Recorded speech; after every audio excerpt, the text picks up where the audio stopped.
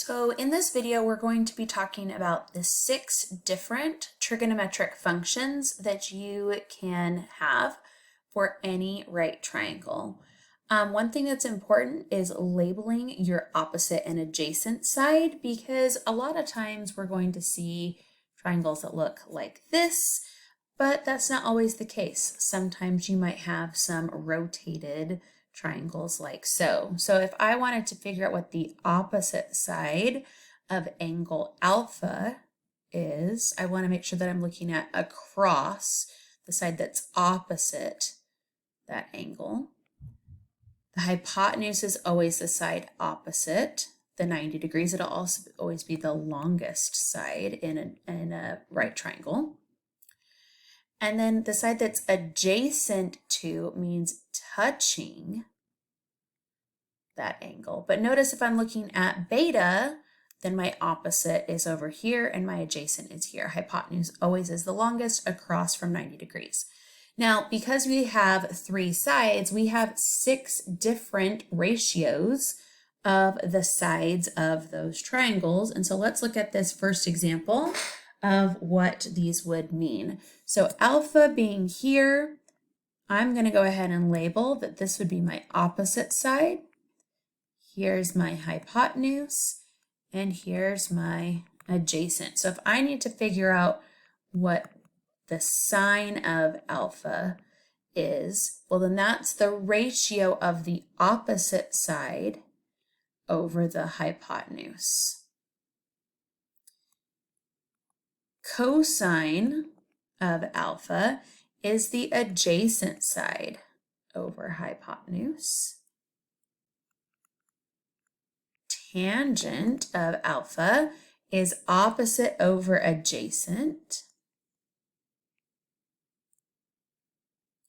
Secant of alpha is hypotenuse over adjacent. Cosecant of alpha is hypotenuse over opposite. And then cotangent of alpha is adjacent over opposite. Now there's a couple ways that you can remember these first 3. The most popular is SOHCAHTOA, which means sine is the ratio of opposite over hypotenuse. Cosine is the ratio of adjacent over hypotenuse. Tangent is the ratio of opposite over adjacent. There will be some other rules that we learn for the other 3, but this right here is a nice little saying that'll help you remember our basic 3 ratios.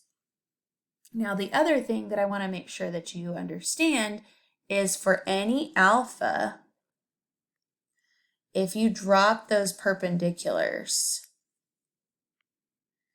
that ratio of the sides, like 3, 4, 5, is always going to be proportional. So if I double that and I have 6, 8, and 10, instead, I know that proportionally that's not quite double, but just stick with me here. Then notice sine of alpha for the big one is still 8 over 10, which simplifies to 4 over 5.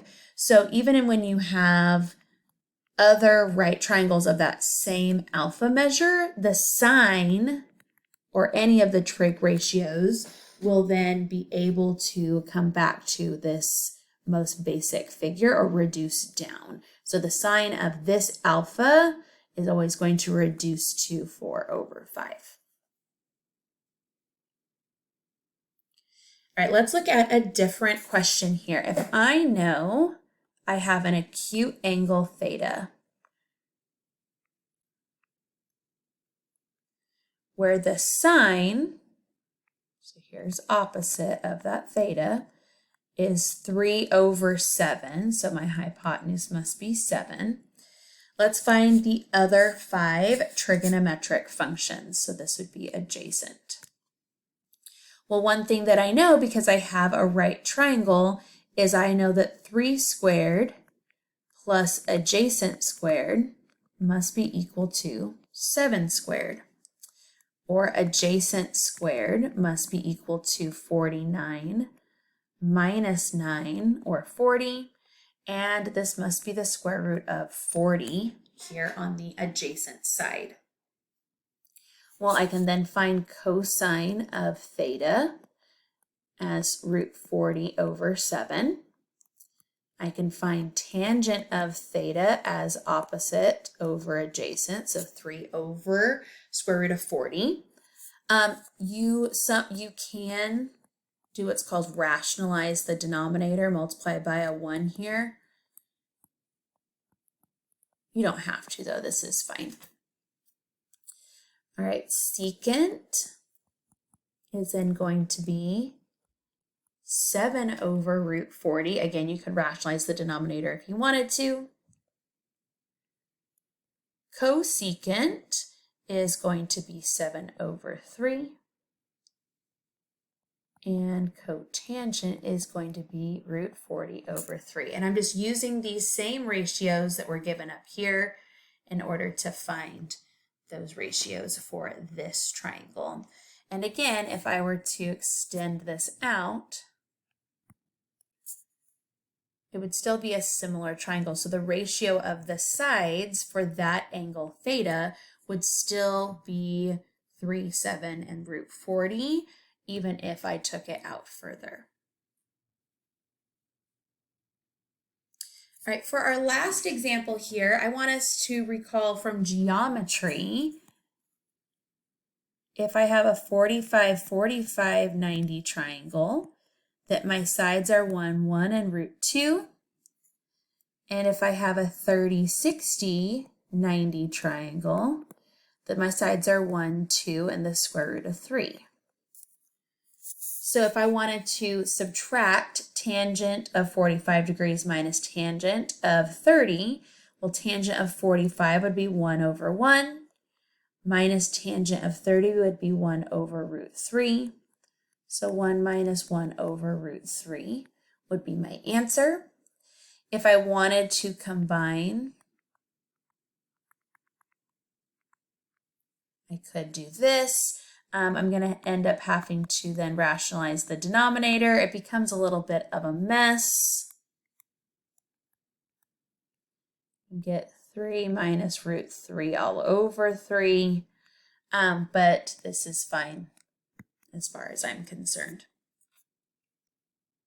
Now, pi over 3,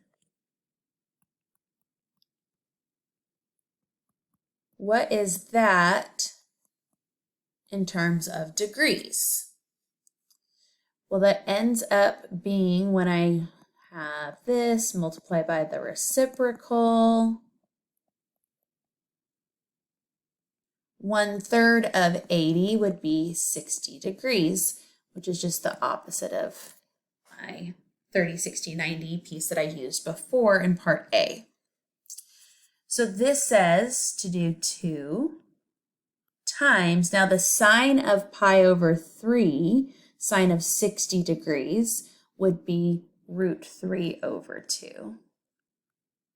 And then I'm multiplying by the cosine, so 1/2. Cosine of pi over 3, I should say, which is 1/2. These cancel, and I end up getting root 3 over 2.